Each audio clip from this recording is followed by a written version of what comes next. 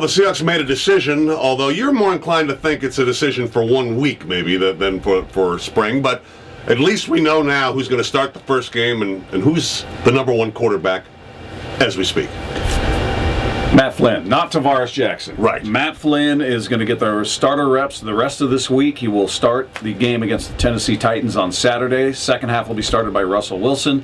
And then moving forward, it was just the way Pete said it. He kind of left the door open, saying, through the rest of this week, Matt Flynn will get the starter reps to be the starter. Yeah. So he kind of phrased it that way. Now it may end up being that way from this point forward, but he kind of left that opening for him to say, all right, well, hey, this week Wilson's going to be our starter, and Flynn will play the second half of game number 2, or even Jackson. But at least for this week, it's Matt Flynn. Well, he made the point too about Tavares Jackson that is something he could have said at the start of the year and said it today, that 14 regular season games last year, the 4 preseason games, they know what he can do, and that was sort of some of the talk in moving forward and giving these two guys more reps.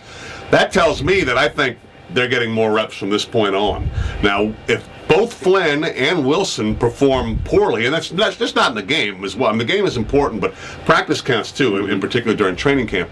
If they don't perform well over the next 3 or 4 days, Tavares Jackson, I think, is still there as a I don't know, a safety valve maybe. But if Flynn and Wilson, either or, performs good this week and this weekend, I think it's the beginning of the end for Tavares Jackson as a Seahawk. Yeah, because what he said there about we saw 14 games plus the preseason games of last year. We know what we know.